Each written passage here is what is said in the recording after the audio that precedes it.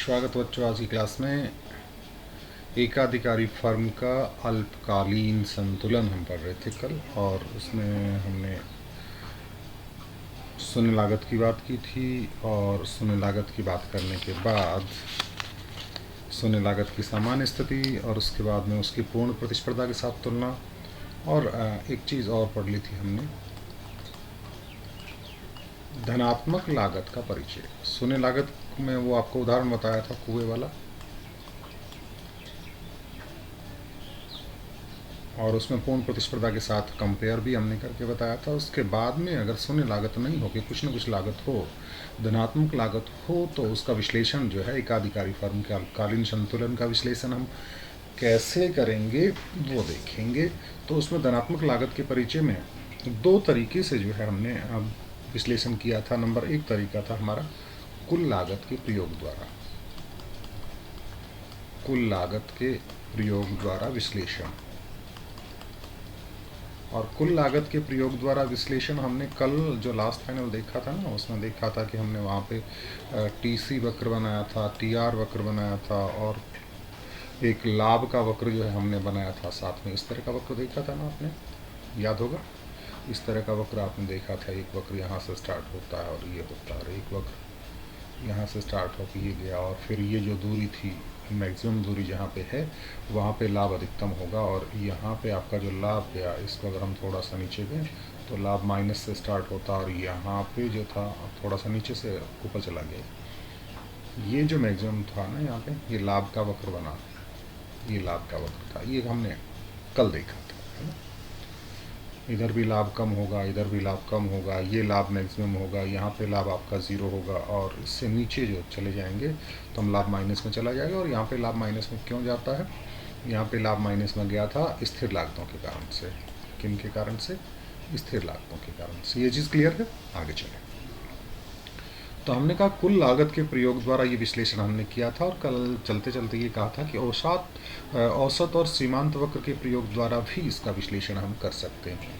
तो धनात्मक लागत का परिचय जो है उसका विश्लेषण आज हम करेंगे औसत और सीमांत वक्र के प्रयोग द्वारा। धनात्मक लागत का परिचय, धनात्मक लागत जब हो यानी कुछ न कुछ लागत है, धनात्मक लागत का परिचय,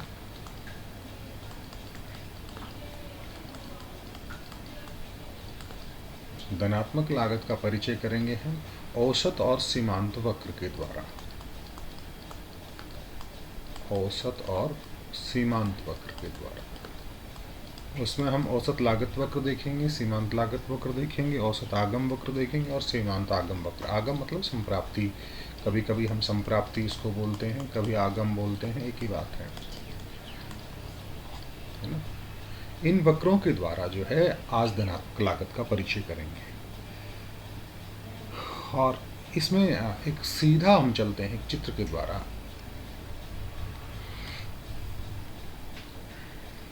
आपका चित्र है 6.8। ये देखिए, ये आपका एक वक्र जो है हमने बना रखा है। आपकी किताब में वक्र जो है वो 6.8 के जरिए थोड़ा सा इसको बढ़ा देना के मैंने क्लियर कर दिया है, बाकी कुछ भी नहीं। देखिएगा इस वक्र में एक एक चीज़ को आप देखिए। ये जो वक्र है आपका, ये चल रहा है, ये वाला, ये दिखाई दे रहा है ना, जिस पर मैं पॉइंट्स लगा रहा हूँ।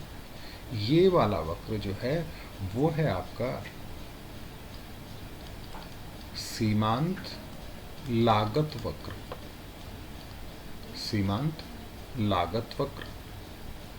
इससे ऊपर ये वाला जो है, ये दोनों ही यू शेप के होते हैं, एसी वक्र, जिसको हमने कहा क्या? औसत लागत वक्र। क्या कहा बेटा?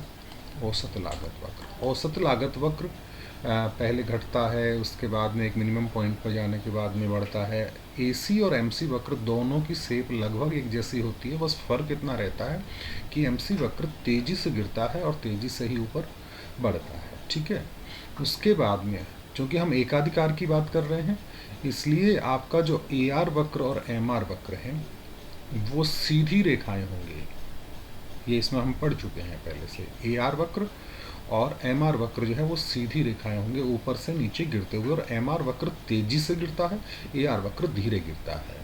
ये देखिए यहाँ पे मैंने डी इसलिए लिखा था कि बार बार एक चीज़ हमने कहा था एकाधिकार में जो है ए आर वक्र जो है यानी औसत आगम वक्र, इसको ए आर वक्र को क्या कहते हैं, औसत आगम वक्र। और ये जो है ना आपका सीमांत आगम वक्र है। क्या है, सीमांत आगम वक्र। विश्लेषण करेंगे इसका, पहले एक बार इनके बारे में देख लें। ये बात हमने कही थी कि औसत आगम वक्र जो है ना वो ही आपका मांग वक्र है, वो ही आपका मांग वक्र है, क्योंकि औसत आगम का मान p के बराबर होता है ना, ये चीज़ हमने देखी थी। ठीक है, तो ये तो इसके वक्र हो गए। एक्स अक्ष पे जो है हमने दिखाया इसकी मात्रा, क्या दिखाया, मात्राएं। और वाई एक्स पे आपको जो भी है M C, A C, M R, A R और कीमतें, ये सारी जो है आपको वाई एक्सिस में दिखाई जाएगी। ठीक है, क्लियर है ना। अब जो है ये वक्र किस प्रकार से काम करता है, इसमें संतुलन कहाँ होगा, वो चीज़ हम देखेंगे।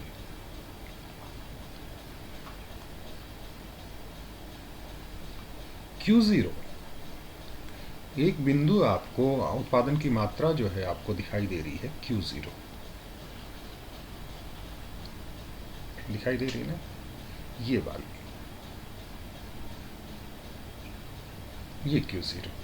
Q0 से लेफ्ट में जब चलेंगे, Q0 से लेफ्ट में, Q0 से लेफ्ट में जब हम चलेंगे तो दो चीज़ों की तुलना करेंगे। एक तो सीमांत आगम की और दूसरी चीज है सीमांत लागत की। सीमांत लागत की तुलना करेंगे। इनकी तुलना करने से पहले थोड़ी सी बात, हालांकि आप पढ़ चुके हैं, इस चीज़ को फिर भी क्लियर करवा दूं। सीमांत आगम का मतलब क्या होता है, सीमांत शब्द जहां भी प्रयुक्त होता है वहां पे इकाई की बात होगी। सीमांत आगम का मतलब किसी भी फर्म की एक इकाई उत्पादन की मात्रा बढ़ाने पर आगम में जितनी वृद्धि होती है, एक इकाई उत्पादन की मात्रा बढ़ाने पर आगम में जितनी वृद्धि होती है उसको कहते हैं सीमांत आगम। और लागत, किसी भी फर्म में उत्पादन की मात्रा एक इकाई बढ़ाने पर उसकी लागत में जितनी वृद्धि होती है उसको हम कहते हैं सीमांत लागत। वृद्धि या कमी दोनों चीजें हो सकती हैं, इसमें परिवर्तन शब्द ज्यादा ठीक रहेगा। अब देखिए, हम कहा था कि सीमांत आगम को मैं बार बार कह रहा हूं कि इसको हम लिखेंगे MR से और इसको लिखेंगे MC से। ठीक है, इन दोनों का कंपेयर करेंगे Q0 से पहले, Q0 से लेफ्ट साइड। Q0 से पहले आपका ये वाला वक्र MC वक्र ये वाला है ना, और सीमांत आगम वक्र कौन सा है, ये है। देखिएगा, इनसे कंपेयर जब करेंगे Q0 से पहले, तो कंपेयर जब करेंगे तो कौन सा वक्र ऊपर है आपको दिखाई दे रहा होगा, MR वक्र ऊपर है ना, MR वक्र ऊपर है और MC वक्र जो है वो नीचे है। ऊपर है इसका मतलब उसका मान ज्यादा है, और जो नीचे है उसका मान ये कम है और ये ज्यादा है। क्लियर है।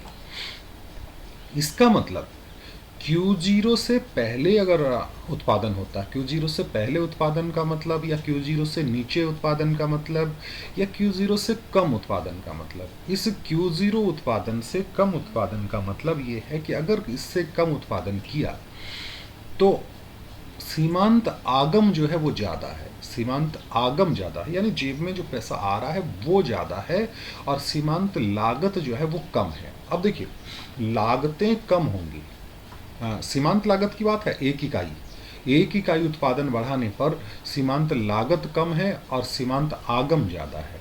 कहने का मतलब Q0 से पहले अगर कोई भी फर्म अपना उत्पादन कर रही है तो उसको अतिरिक्त इकाई उत्पादन करने पर, एक एक्स्ट्रा यूनिट उत्पादन करने पर, वहाँ पे उसको लागत जो है वो कम होगी और आगम जो है वो ज़्यादा होगी। आगम जो है वो ज़्यादा होगी। आगम, एक अतिरिक्त इकाई आगम ज़्यादा होगी। इसका मतलब क्या है, यहाँ पे वो उत्पादन इससे कम होने पे वो अपना उत्पादन को बढ़ाएगा, वापस इधर लाएगा। क्यों? क्योंकि उसको दिख रहा है कि उत्पादन बढ़ाते रहने पे मेरा जो है प्रति इकाई लाभ बढ़ रहा है।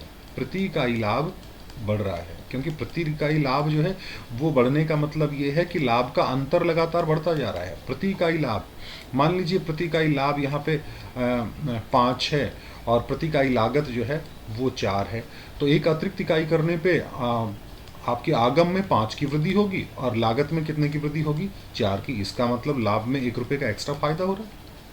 इसका मतलब अतिरिक्त इकाई बढ़ाने पर यहाँ पे MR का मान ज़्यादा है, MC का मान कम है, तो Q0 से कम होने पर वो अपने उत्पादन को बढ़ाएगा, अपने उत्पादन को बढ़ाएगा। और कहाँ तक बढ़ाएगा? जहाँ पे उसके लाभ जो है बढ़ना बंद हो जाएंगे, जैसे Q0 पर ये दोनों काट रहे हैं। हालांकि इस बिंदु की बात बाद में करेंगे, है ना। यानी उसकी उत्पादन लागत जो है वो कम है और MR जो है वो ज़्यादा है। अब ये लाभ में परिवर्तन जो होगा, एक तरह से इसी बिंदु की बात करें हम, लाभ में परिवर्तन जो होगा वो किसके बराबर होगा? लाभ में परिवर्तन है आपका कुल संप्राप्ति में परिवर्तन, कुल संप्राप्ति में परिवर्तन, और माइनस कुल लागत में परिवर्तन। हालांकि इसका जिक्र कर चुके हैं, कुल लागत में परिवर्तन। कहने का मतलब ये जब परिवर्तन होगा, यहाँ पे ये परिवर्तन जब होगा तो वो आदमी और जो है उत्पादन करना चाहेगा, और उत्पादन करना चाहेगा। ठीक है, उसके बाद ये चीजें क्लियर हैं, आगे चलो। Q0 से लेफ्ट की बात तो हो गई, अब बात कर लें Q0 से राइट की बात। अब Q0 से राइट पे बात करेंगे तो यही बात करेंगे Q0 से राइट। एक बार इसको मैं क्लियर कर देता हूं, उसके बाद में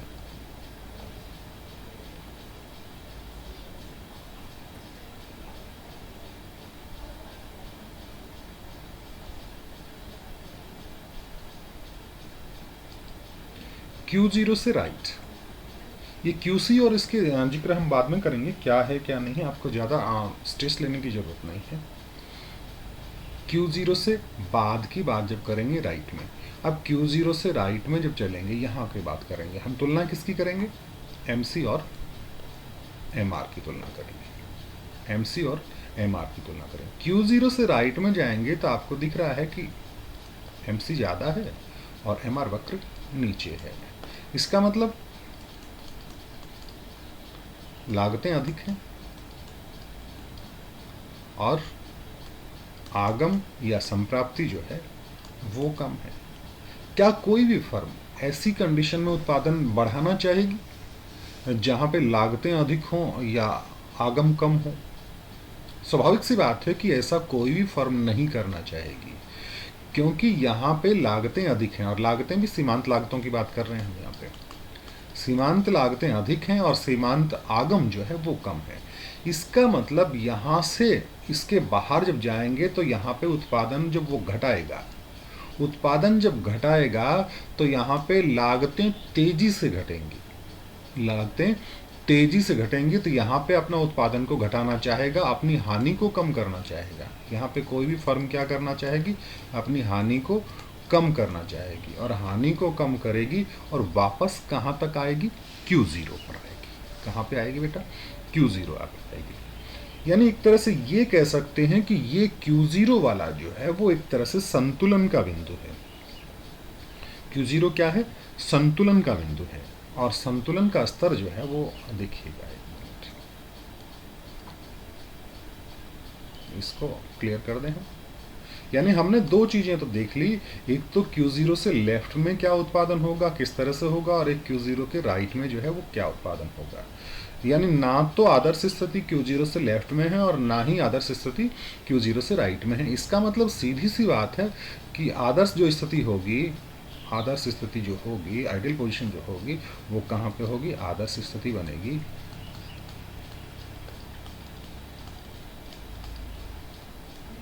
Q0 पर।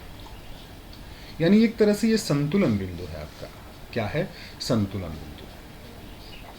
अब संतुलन बिंदु जहां भी होगा वहां पे मार्केट की क्या पोजीशन होगी, और वहां पे संतुलन बिंदु जो है इस उत्पादन के स्तर पर संतुलन बिंदु कौन सा बनेगा? संतुलन बिंदु वहां पे बनेगा जहां पे ये जो है मांग वक्र को काटता है। किसको काटता है?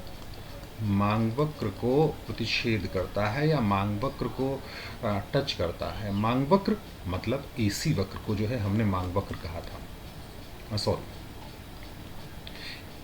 थोड़ा सा इसको चेंज करिए। Q0 की जो स्थिति है, Q0 उत्पादन स्तर पर जहां पे एसी वक्र को काट रहा है, आपका औसत लागत वक्र को जहां काट रहा है, ये आपका औसत लागत वक्र को यहां पे काट रहा है, और यहां से आपका जो है डी बिंदु एक प्राप्त हुआ है। और कीमत कहां पे होगी? जहां पे मांग वक्र को हमने पहले कहा था, ये जो डी बिंदु है ये मांग वक्र वाला नहीं है, डी बिंदु ए बिंदु जो है वो मांग वक्र वाला है। ये यानी ए आर वक्र को जहां पे काट रहा है। कोई कंफ्यूजन तो नहीं हो रहा ना? कंफ्यूजन हो रहा तो इस चीज को रिपीट करूँ मैं। चलिए आपको इसको दोबारा से देखते हैं। कहां से? Q0 से लेफ्ट एंड Q0 से राइट के बाद की बात करते हैं। हमने कहा यहां पे जो संतुलन का बिंदु बनेगा वो बनेगा Q0 पर, और Q0 पर कीमत का निर्धारण जो होगा, Q0 पर कीमत का निर्धारण होगा वो वहां पे होगा जहां पे मांग वक्र को काट रहा है। यही बात मैंने शुरू में कही थी, मांग वक्र को काट रहा है। मांग वक्र के बारे में हमने ये कहा था, ये जैसे लिखा हुआ है D बराबर AR, ये मांग वक्र है आपका। D बराबर AR जो है मांग वक्र है। तो मांग वक्र को ये उत्पादन का स्तर कहाँ टच कर रहा है? बिंदु A पर, और A की सीध में यहाँ पे जो हो रहा है ना, ये वाला, ये आपकी कीमत बनेगी, जिसको हम कह सकते हैं OB या AQ0, एक ही बात है, AQ0, ये आपकी कीमत बनेगी। ठीक है, ये और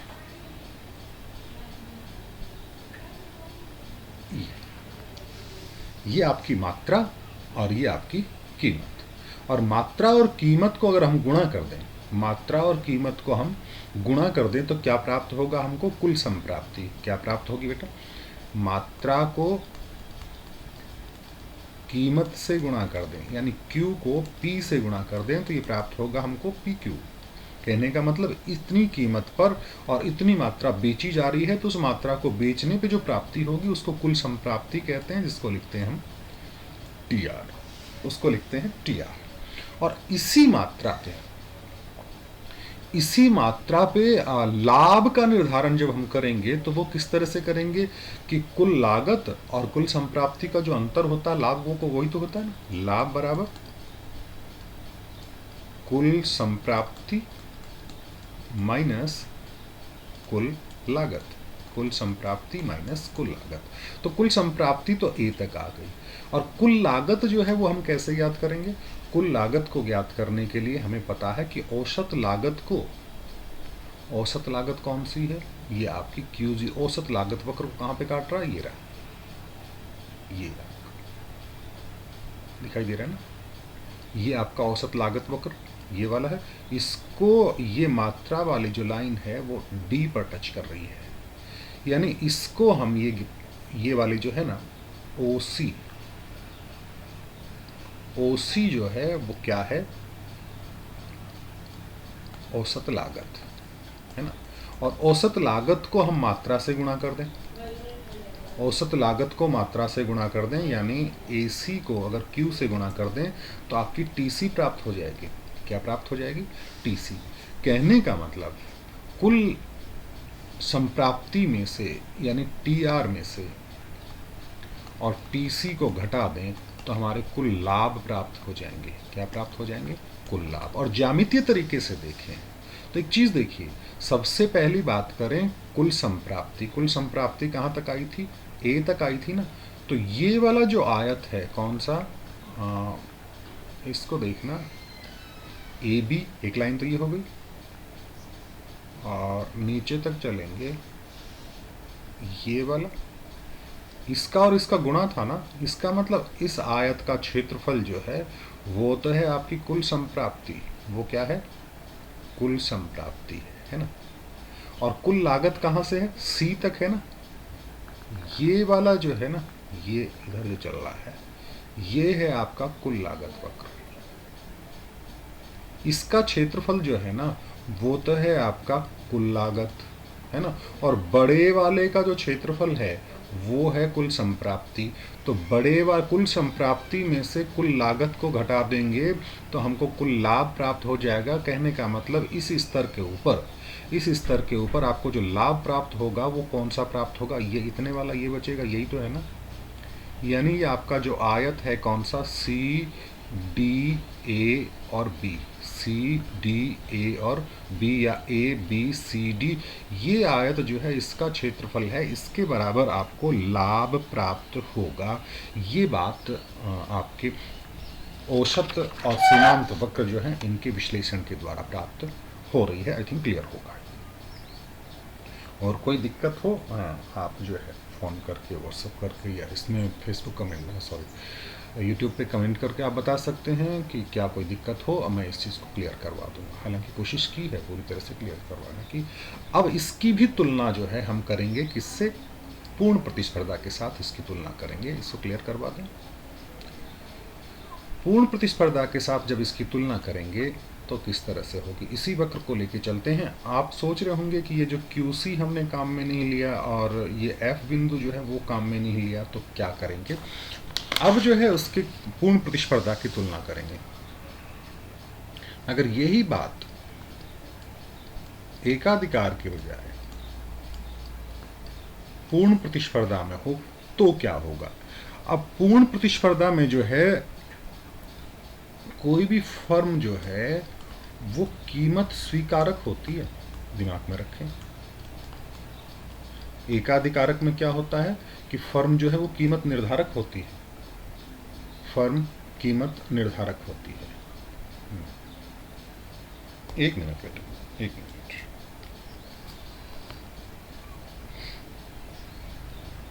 नमस्ते जी।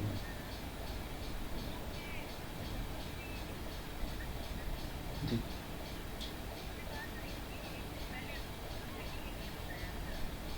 जी हाँ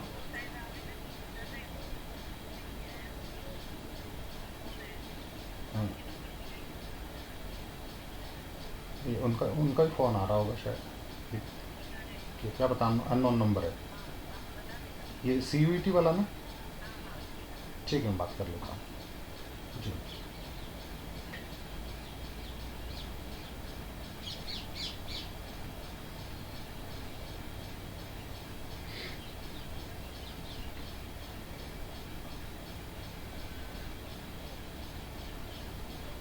हाँ जी,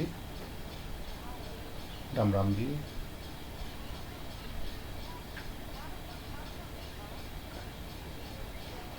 हाँ जी, हाँ मैडम का भी जस्ट फ़ोन आया ही था। हाँ जी, एक बार बात करवा दो।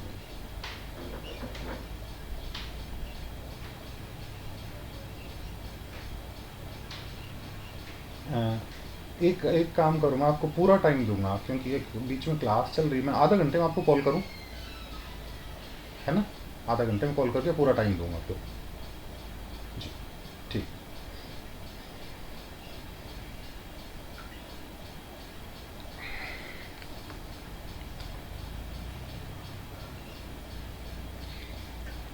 हाँ तो बेटा, बात कर रहे थे हम पूर्ण प्रतिस्पर्धा की। कह रहे थे कि पूर्ण प्रतिस्पर्धा में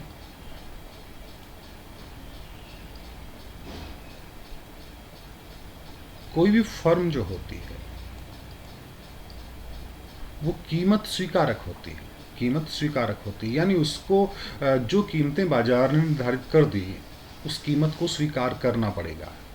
उसके उत्पादन की मात्रा बढ़ा लेने से या उत्पादन की मात्रा कम कर लेने से कीमतें कम नहीं होंगी। वो अपना उत्पादन बढ़ा सकता है, अपना उत्पादन घटा सकता है, लेकिन उससे कीमतों पर असर नहीं होगा।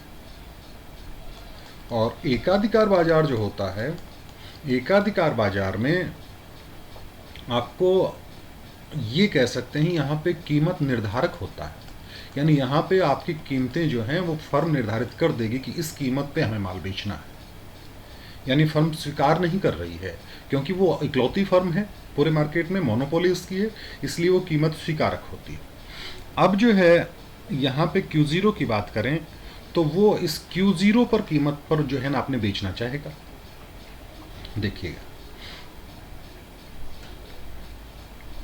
क्योंकि कीमत निर्धारित हो गई, मान लीजिए Q0।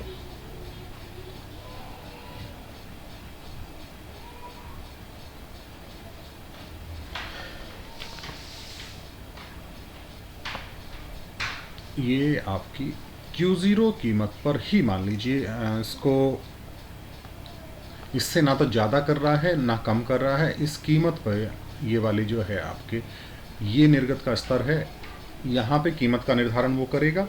और वो कीमत जो है आपकी कहाँ पे हो गई, ए बिंदु तक,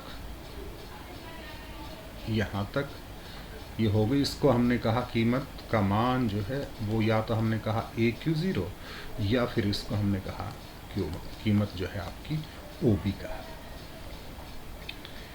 और इस पर जो कीमत है वो स्थिर रहने की अपेक्षा करेगा और प्रत्येक अतिरिक्त इकाई जो है वो इसी कीमत पर बेचना चाहेगा।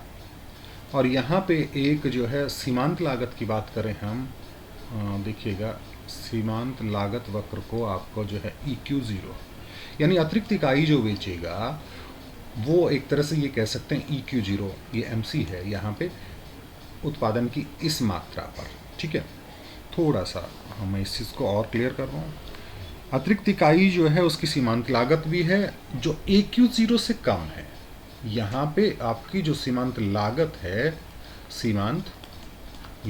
है वो कितनी है, EQ0, और वो जो है कम है किससे, AQ0 से। AQ0 आपकी कीमत है, कीमत से लागत कम आ रही है उसको, यहाँ पे ये कह सकते हैं कीमत से लागत कम आ रही है। और कीमत से लागत जब कम आ रही है ना तो वो क्या करेगा, अधिकतम लाभ कमाने का सोचेगा। और अधिकतम लाभ कब कमाएगा, जब अपने उत्पादन की मात्रा को वो बढ़ाएगा, उत्पादन की मात्रा को बढ़ाएगा। और उत्पादन की मात्रा बढ़ा के मान लीजिए वो QC पर आ जाता है। कहाँ पे आ जाता है, QC पर।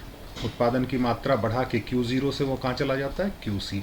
Q0 से QC पे क्यों आएगा, वापस से बताऊं, यहाँ पे आपकी जो सीमांत लागत है वो तो है EQ0, कीमत है वहाँ पे वो है आपकी AQ0। कीमतें ज़्यादा हैं, सीमांत लागत कम हो रही है, तो उसको ऐसा लगेगा कि मैं थोड़ा सा उत्पादन, कीमत तो वो चेंज कर नहीं सकता है, अपना उत्पादन बढ़ा लूँ। और अपना उत्पादन जब बढ़ाएगा, और मान लीजिए उत्पादन बढ़ा के वो कहाँ पे आ गया, QC पर आ गया। और पूर्ण प्रतिस्पर्धा की बात है तो पूर्ण प्रतिस्पर्धा में संतुलन वहाँ पे होगा इस मात्रा के ऊपर, जहाँ पे एक तरह से ये कह सकते हैं कि मांग वक्र जो है वो पूर्ति वक्र को काटता है, मांग वक्र पूर्ति वक्र को काटता है। अब इसमें देखिए मांग वक्र कौन सा, AR को मांग वक्र हमने कहा था। और पूर्ति वक्र को जब डिराइव किया था हमने याद रखा ना कि MC वक्र जो ऊपर का भाग जो ऊपर जा रहा है वो ही पूर्ति वक्र है। यानी ये मांग वक्र और पूर्ति वक्र जहाँ पे आपस में काट रहे हैं, कौन सा पॉइंट है, F बिंदु जो है वो, ये बात, ये आपका F बिंदु जो है, यहाँ पे संतुलन का निर्धारण एक तरह से हो जाएगा, यहाँ पे संतुलन का निर्धारण हो जाएगा इस बिंदु पर।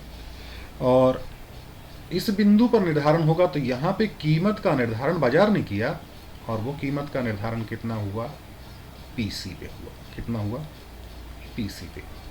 देखिए अब हम इसका कंपेयर करें, दोनों को तुलना करें दोनों की, तो ये चीज़, दो चीज़ें हमें दिखाई दे रही हैं। एक तो कीमत पहले A तक थी और अब कीमत थोड़ी गिर के PC तक आ गई है, यानी यहाँ पे कह सकते हैं B तक थी और अब PC तक आ गई। कहने का मतलब पूर्ण प्रतियोगिता बाजार में कीमतें जो हैं वो एकाधिकार की तुलना में कम होती हैं। ठीक है, पहली बात। दूसरा जो मेजर डिफरेंस हमने देखा वो देखा कि एकाधिकार में जो उत्पादन की मात्रा थी वो कम थी और पूर्ण प्रतियोगिता में उत्पादन की मात्रा जो है वो ज़्यादा होती है। पूर्ण प्रतियोगिता में उत्पादन की मात्रा ज़्यादा, एकाधिकार में उत्पादन की मात्रा कम। पूर्ण प्रतियोगिता में कीमतें ज़्यादा, पूर्ण प्रतियोगिता में कीमतें कम और एकाधिकार में कीमतें ज़्यादा, है ना। और रही बात लाभ की, तो पहले जो है वो इतना लाभ प्राप्त हो रहा था, है ना, और अब जो है ऊपर वाला जो लाभ प्राप्त होगा ये वाला, ये इतना, यानी पूर्ण प्रतियोगिता में लाभ का मान जो है वो भी कम होता है, लाभ का मान जो है वो भी कम होता है। तो इसी के साथ हमारा अल्पकाल में संतुलन एकाधिकार का खत्म होता है। और दीर्घकाल का इतना बड़ा लंबा चौड़ा नहीं है, दीर्घकाल को मैं यहीं पे खत्म करता हूँ इसको।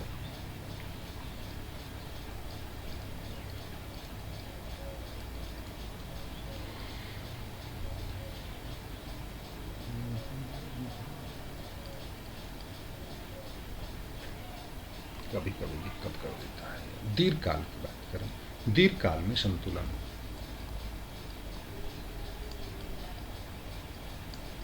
दीर्घकाल में संतुलन के लिए बहुत ज़्यादा कुछ देखने की ज़रूरत नहीं है। दीर्घकाल में किसका संतुलन? एकाधिकारी का, क्योंकि बात हम मोनोपोली की ही कर रहे हैं। एकाधिकारी के संदर्भ में करें तो उसका कंपेयर करें एक बार के लिए पूर्ण प्रतियोगिता से, तो पूर्ण प्रतियोगिता में क्या होता है कि फर्मों का प्रवेश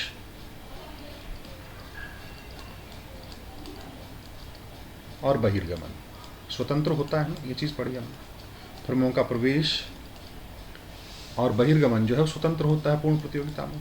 और पूर्ण प्रतियोगिता में जो लाभ होते हैं वो कैसे होते हैं? लगभग शून्य की ओर होते हैं। इस चीज़ को भी हमने देखा।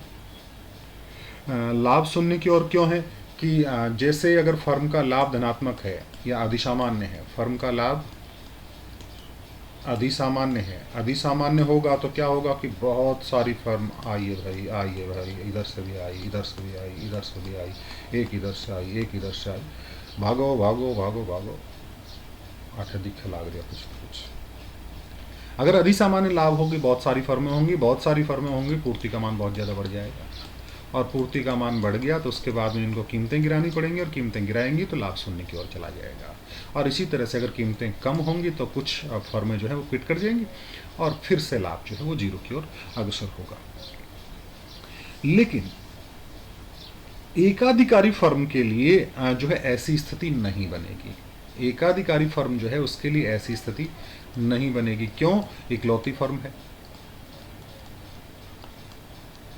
प्रवेश और बहिर्गमन जो है बहुत मुश्किल है, तो ना तो फर्म बाहर जाएगी और ना फर्म अंदर आएगी। इसका मतलब फर्म का जो लाभ है वो लाभ दीर्घकाल में भी बना रहेगा, वो लाभ शून्य की ओर नहीं जाएगा, वो लाभ शून्य की ओर नहीं जाएगा। बस इतनी सी बात दिमाग में रखेंगे कि एकाधिकार में लाभ शून्य की ओर नहीं जाएगा, जबकि पूर्ण प्रतियोगिता में दीर्घकाल में लाभ जो है वो शून्य की ओर चले जाते हैं, क्योंकि वहाँ पे फर्मों का प्रवेश और बहिर्गमन जो है वो स्वतंत्र होता है। कुछ आलोचनात्मक मत हैं इनके, उसके बारे में भी देख लें हम। कोई ज़्यादा कुछ नहीं है आलोचनात्मक मत के बारे में। किसके बारे में? एकाधिकार बाजार के बारे में आलोचनात्मक मत। कुछ अर्थशास्त्रियों ने आलोचना की है एकाधिकार बाजार की, एकाधिकार के बारे में आलोचनात्मक मत। हालांकि सही हो गलत हो, आलोचनात्मक मतों का मतलब वो नहीं है कि ये सही है या गलत है। अपना स्वतंत्र मत होता है अर्थशास्त्री का, वो अपनी बात रखता है। और कुछ लोगों ने ये कहा कि पहली बात कि एकाधिकारी अवधारणा जो है वो वास्तविक अवधारणा नहीं है। एकाधिकारी अवधारणा जो है वो एक काल्पनिक अवधारणा है या वास्तविक अवधारणा नहीं है। दूसरी बात, कुछ अर्थशास्त्री इस बात से भी सहमत नहीं हैं कि एकाधिकारी फर्म जो है वो शोषण करता होती है। एकाधिकारी फर्म जो है वो शोषण करता होती है। कई मानते हैं शोषण करता होती है, लेकिन कुछ इसको नहीं मानते हैं कि ये शोषण करता होती है। हालांकि लगभग लोगों ने यही माना है कि एकाधिकारी फर्म जो है वो शोषण करता होती है, क्योंकि वो उसकी कीमतें खुद की कीमतें होती हैं। दूसरी बात, ये जब माना कि वास्तविक अवधारणा क्यों नहीं होती है, क्योंकि ये माना गया है कि फर्मों के बीच में कुछ न कुछ प्रतिस्पर्धा जो है वो थोड़ी बहुत प्रतिस्पर्धा होती ही होती है। ऐसा हो ही नहीं सकता कि बाजार में एक ही फर्म हो, दूसरी कोई फर्म होगी ही नहीं, क्योंकि अर्थव्यवस्था कभी भी स्थिर नहीं होती। नई वस्तुएं आएंगी मार्केट में, भाई सेम वो वस्तु नहीं आएगी, लेकिन उससे मिलती जुलती वस्तु आएगी। नई तकनीक आएगी बाजार में, तो नई तकनीक से दूसरी वस्तु के प्रति लोगों का रुझान जो है वो बढ़ सकता है। इसका मतलब कह सकते हैं कि एकाधिकारी अवधारणा जो है वो वास्तविक अवधारणा नहीं है।